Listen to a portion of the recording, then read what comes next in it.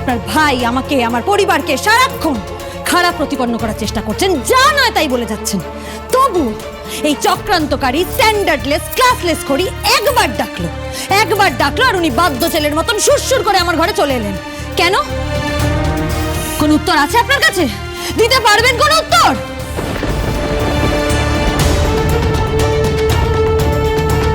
আমি জানি ঋদ্ধিমান বাবু, এই সমস্ত কথার কোনো উত্তর নেই আপনার কাছে, আপনার ভাইয়ের কাছেও নেই।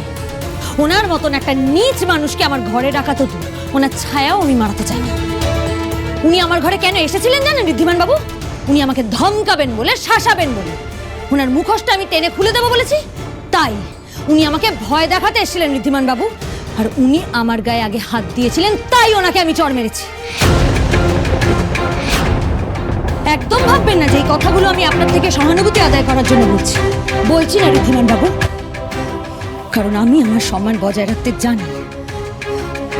আর আপনার মতন একটা দাম্ভিক মানুষের থেকে আমি এটা আশাও করি না যে আপনি আপনার ভাইয়ের পক্ষ ছেড়ে আমার পাশে দাঁড়াবেন, আমাকে সমর্থন করবেন।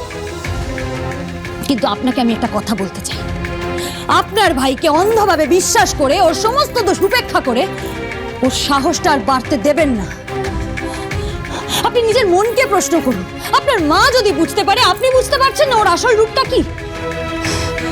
আপনি এটা যদি বুঝতে পারেন ঋদ্ধিমান বাবু, তাহলে কোনো একটা মেয়ের অসম্মান হওয়ার আগে আপনি ওকে আটকাতে পারবেন। অবশ্য যদি আপনি আটকাতে চান। চুপ করুন। ঋদ্ধিমান সিংহ রায় কোনো মেয়ের অসম্মান সহ্য করে না, সে যেই হোক। তাহলে এখনো চুপ করে আছেন কেন ঋদ্ধিমান বাবু? বাড়ির আর কেউ না জানুক, আপনি তো খুব ভালো করে জানেন যে আমার দিদির সাথে রাহুলের কোনো একটা সম্পর্ক আছে। আপনি তো দেখেছিলেন ওদের দুজনকে মন্দিরে। তারপরেও আপনি কিচ্ছু বললেন না, কিচ্ছু করলেন না, চুপ করে রইলেন। আর শুধু যে কিছু বললেন না তা নয়, এই পুরো আশীর্বাদের আয়োজন অবধি করতে শুরু করে দিলেন। থাক, আমি জানি আপনি কি বলবেন, আর আপনাকে কোনো কথা বলতে হবে না। এটাই বলবেন তো যে আমার দিদির সাথে আপনার ভাইয়ের কি সম্পর্ক আছে, আদৌ কোনো সম্পর্ক আছে কিনা সেটা প্রমাণ সাপেক্ষ। সত্যিটা আমি এখন আপনার সামনে প্রমাণ করতে পারিনি, তাই আমার কথা বিশ্বাস করার কোনো দায় আপনার নেই। আমি জানি ঋদ্ধিমান বাবু। তাহলে প্রশ্ন করছেন কেন? কারণ আপনি দেখেও দেখতে পাচ্ছেন না বিষয়টা কতটা গভীর। আপনি বুঝতে পারছেন আমার করা অভিযোগ যদি সত্যি প্রমাণিত হয়, তাহলে শুধু আমার দিদি নয়, আরেকটা মেয়েরও জীবন তছনছ হয়ে যাবে। আর এই পুরোটা জেনে আপনি কিচ্ছুটি করলেন না। আপনার মনে হয় না যে এই সমস্তটার দায় কিছুটা আপনার উপরে বর্তায়?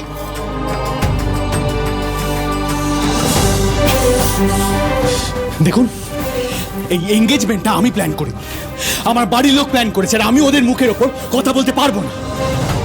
শুধু আপনার কথা শুনে আদৌ রাহুল আর দুদির কিছু সম্পর্ক আছে কিনা, আদৌ আছে কিনা কিছু কিছু আমি জানি না কিছু। তা বলে আপনার কথা শুনে আমার ভাইকে আমি দোষী ভাবতে পারবো না। এটা কি করে ভাবলেন? আরে আপনি তো no excuses, no more blame games. আপনাকে আমি আবারও বলছি, আরেকবার বলছি, কথাটা ভালো করে মনে রাখবেন। আপনার জন্য যদি আমার পরিবারকে আবার অসম্মানিত হতে হয়, তাহলে কিন্তু আমি আপনাকে শাস্তি দেব, যেটা আপনি কল্পনা করতে পারবেন না। আর আজ যদি প্রমাণিত হয় যে আমি নই, আপনার পরিবারের অসম্মানের কারণ রাহুল, আপনার ভাই, আপনি তাকে কি শাস্তি দেবেন ঋদ্ধিমান বাবু? খড়ি, তুমি এখনো তৈরি হওনি? না, আসলে মা বলছিলেন যে রাহুল আর ভিনির এনগেজমেন্টের আগে ওদের আশীর্বাদ হবে। তো তোমরা তো বাড়ির বড় ছেলে আর বড় বউ, আশীর্বাদে তো তোমাদের তৈরি হয়ে আসতেই হবে।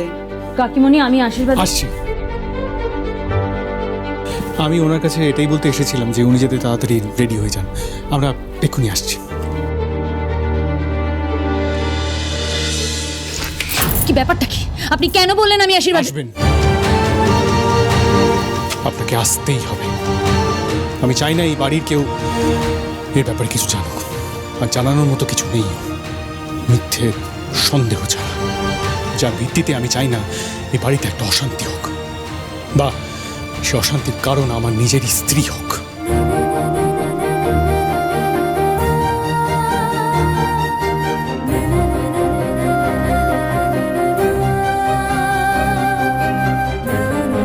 তাই আজ আপনাকে এ বাড়ির বড়দের কথা মতো আশীর্বাদের অনুষ্ঠানে যেতে হবে।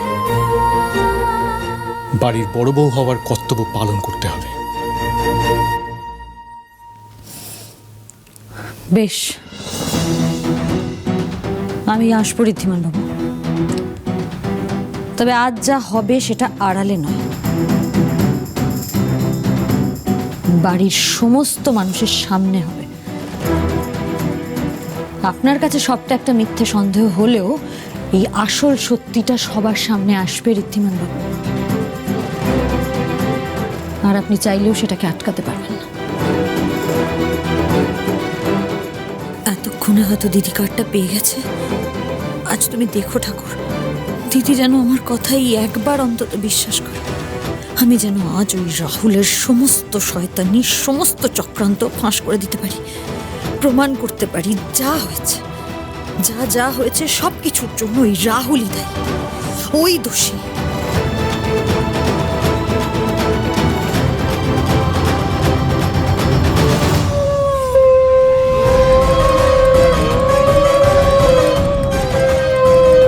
বস দুতে, বস।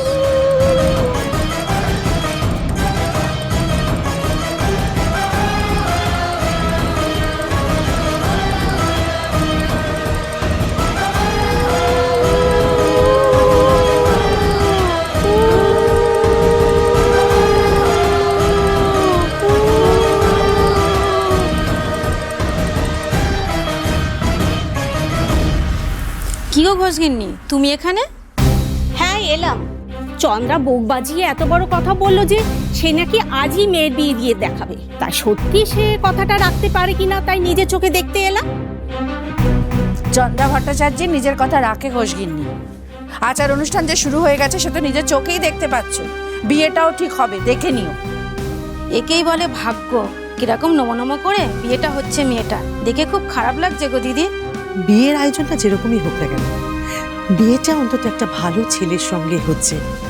এর থেকে বেশি কিছু আমাদের মেয়ের জন্য আর কি বা আশা করতে পারি আমরা? সে তুই এর থেকে বেশি কিছু চাওয়ার মুখও নেই তোমাদের। যেমন কর্ম তেমনি ফল। দাঁড়ান দাঁড়ান দাঁড়ান, আপনি এসব কথা বলছেন কেন বলুন তো? না না, আপনি একটা বিয়ের অনুষ্ঠানে এসছেন, এখানে কোথায় আপনি আনন্দ করবেন, সবাইকে আনন্দ করতে দেবেন, সেটা না করে আপনি এই ধরনের কথাবার্তা বলছেন। আর তাছাড়া এমনিতে এই মেয়েটার উপর দিয়ে অনেক ঝড় বয়ে গেছে, তার উপরে এই সমস্ত কথাবার্তা বলে আপনি আপনি শুধু শুধু মেয়েটাকে কষ্ট দিচ্ছেন। বলবেন না এগুলো। দুতি দুতি তুই যা, তুই জামা কাপড় ছাড় গিয়ে যা যা। কাবাডি কাবাডি কাবাডি কাবাডি কাবাডি কাবাডি কাবাডি কাবাডি কাবাডি কাবাডি কাবাডি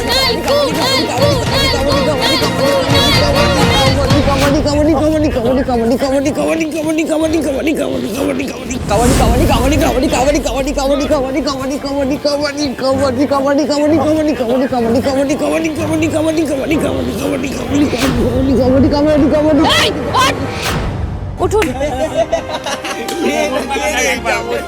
বাঁদরের দল, খেলতে পারিস না ভদ্রভাবে? একটা মানুষের উপর ওরঙ্গটার মধ্যে উঠে বসেছিস। হ্যাঁ, খুব বার বেড়েছে না, খুব বার বেড়েছে না তোদের? হ্যাঁ, কতবার বলছি ভালো মানুষের মতো খেলতে পারিস না, অসভ্যের মতো খেলছিস। খেলতে জানি ও বেশি বার বেড়ে গেছে একদম। চলুন চলুন। এই নমুনাটা কে রে বনি? কোথা থেকে নিয়ে এসেছিস? এ তো পুরো ল্যাপপ্যাপ করছে। পুরো মোমের পুতুল, মেয়েদের মতো নরম নরম হাত। এ নাকি আমার এর বডি গার্ড হবে। দাঁড়া, হবে না রে, বাড়ি যা বাড়ি যা। সরি বনি, আমি তো বললাম আমি পারবো না খেলতে। পারলে আপনিই পারবেন। আজকে এই মাঠে দাঁড়িয়ে আমি সবার সামনে বলছি, এই বছর কবাডি প্রতিযোগিতায় উনি আমার দলে খেলবেন আর উনি জিতবেনও। সেদিন তোদের এই থোতা মুখ মাটিতে রোগড়া কিরম ভোতা করে দেন উনি শুধু দেখবি। এটা বনির চ্যালেঞ্জ। বেশ, আমরাও দেখে নেবো এই মোমের পুতুল কি করে আমাদের মুখ ভোতা করতে পারে। চল ভাই চল, দেখা যাবে। এটা আপনি কি করলেন? শুধু শুধু এরকম একটা অসম্ভব চ্যালেঞ্জ কেন নিলেন? কাবাডি খেলা কেমন খেলে সেটা আমি কোনোদিন দেখিও পর্যন্ত নি, আর আমি ওদের হারাবো? ম্যাজিক নাকি? ছি, আপনার লজ্জা করে না? লোকে দাঁড়িয়ে দাঁড়িয়ে এখানে সবার সামনে আপনাকে অপমান করছে, মোমের পুতুল বলে ব্যঙ্গ করছে, আর আপনি দাঁড়িয়ে দাঁড়িয়ে সেটা সত্যি প্রমাণ করছেন। শুনুন, সবসময় পারি না, পারবো না, পারছি না, এত নানা ঘটনা বন্ধ করুন।